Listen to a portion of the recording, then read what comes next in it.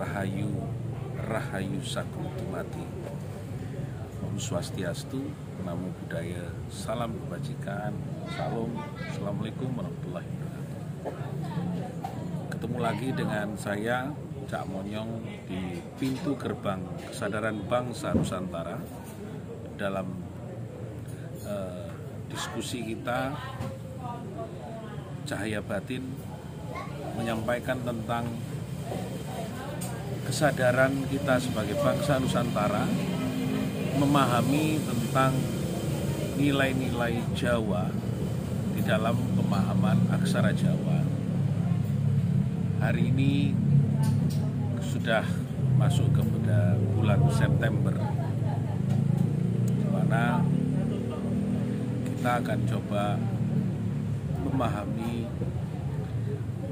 dalam pengertian sifat dari kekuasaan Gusti Kang Maha Suci. Saya akan mengambil aksara Yo, yaitu yakin marang Gusti.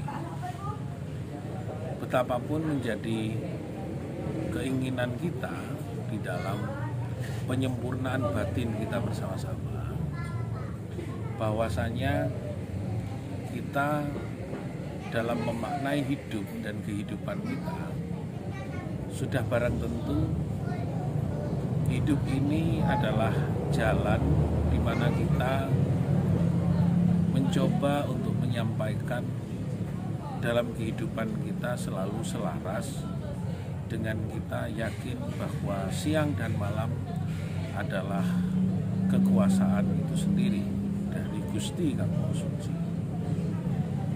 Kalau kita mencoba bahwa untuk memahami di dalam rasa dan kehidupan, banyak orang tidak mengerti bahwa apa yang digambarkan di dalam kehidupan kita ini adalah keberadaan itu sendiri.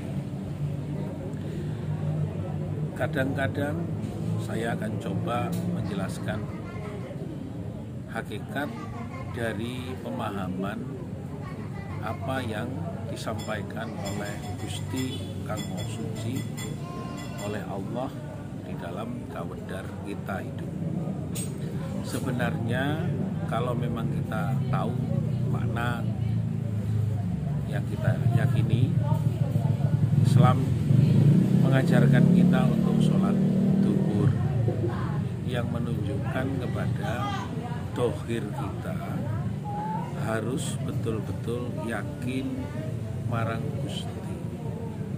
Dohir ini adalah robi, badan yang saat ini setiap waktu tanpa dohir ini saya tidak bisa menyampaikan tentang alam pengetahuan tentang keberadaan Allah, alam tentang keberadaan Gusti Kang Maha Suci, Gusti Kang Maha Welas Asih. Di dalam kita memaknai badan kita secara dohir, kita sudah mengerti sebenarnya keberadaan dohir kita yang kita lakukan di dalam sholat. Nawa itu berarti niat hati. Dohir kita yang melaksanakan untuk menjelaskan tentang keberadaan Allah, keberadaannya. Nah, bagaimana dengan yang lain, pemahaman tentang sholat, manembah, dan kita untuk selalu yakin dalam sesembahan kita. Hari ini kita akan bahas tentang sholat itu sendiri, yaitu duhur adalah dohir, asyar adalah manjini, atau tempatnya adalah dirasa.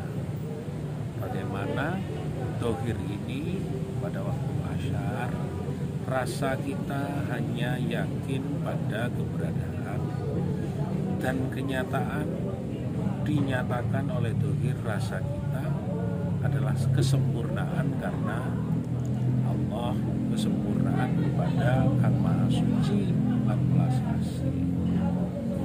Itu adalah pemahaman secara hakikat bahwa sholat asar ini adalah menunjukkan rasa itu sendiri. bagaimana kita tahu bahwa rasa itu diciptakan dan ada hanya semata-mata dari Allah? Maka kita harus memahami apa yang ada di dalam diri kita. Kalau rasa yang diajarkan orang tua kita ya sejak lahir sudah tahu, gula rasanya manis, yaitu garam rasanya asin, jeruk mungkin rasanya kecut, apel mungkin rasanya manis. Itu adalah pemahaman secara zahir. Tapi rasa sejati itu sendiri bagaimana Allah menunjukkan pada sifat kita menyembah adalah di sholat asyar. Sholat maghrib itu letaknya di mongso atau hati. Bagaimana hati kita? Selalu yakin, karena hati inilah yang seharusnya akan dituntut, ditanya apakah betul pada waktu suruh bergesernya waktu siang menjadi petang menuju malam, maka hati kita masih manut kepada yang gelap karena sudah ditunjukkan yang terang jalan dari Allah itu sendiri. Maka hati kita harus sempurna, harus hanya semata-mata keberadaan hati ini adalah keberadaan Gusti yang Maha Suci, keberadaan Allah itu sendiri yang harus dinyatakan. Karena hati manusia tanpa ada kesempurnaan, tanpa ada kebaikan, maka kita tidak akan bisa melakukan apa. Cukup apa yang disampaikan oleh Allah, disampaikan oleh Gusti Kang Maha Suci, luhur lan belas asih, bahwa sebenarnya yang buruk biarlah dilakukan oleh syaitan, jin dan iblis, atau dewa cengkar, genderuwo, atau buto hijau. Cukup. Nah, kita harus manut kepada hati ini, kepada keberadaan, keyakinan kita, yakin marang Gusti, hanya Gusti yang harus kita manut di dalam hati.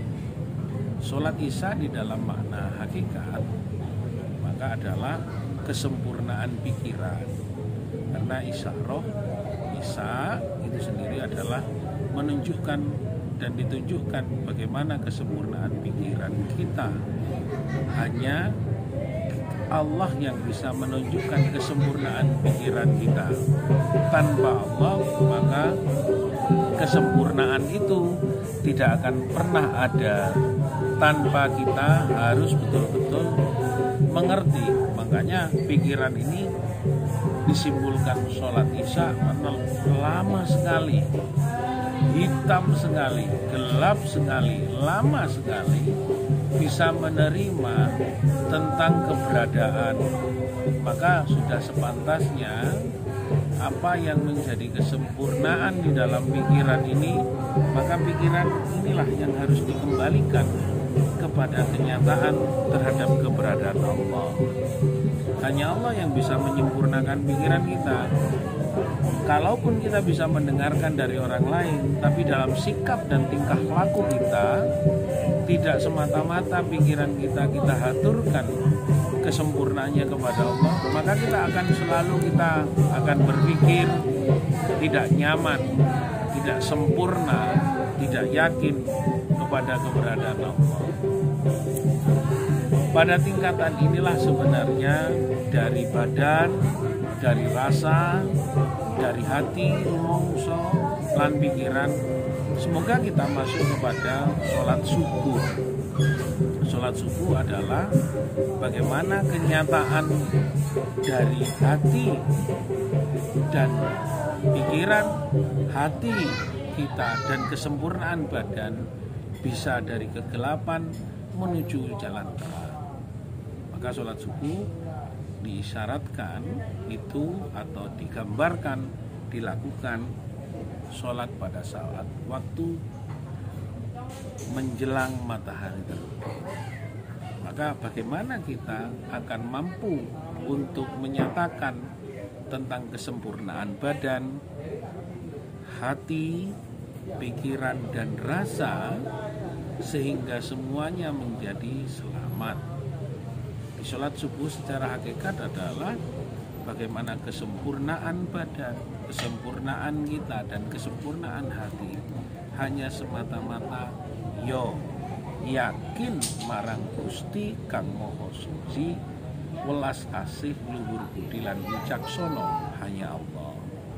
Demikian pemirsa Cahaya Batin, pintu gerbang kesadaran bangsa Nusantara dari aksara Jawa yo yakin marang Gusti.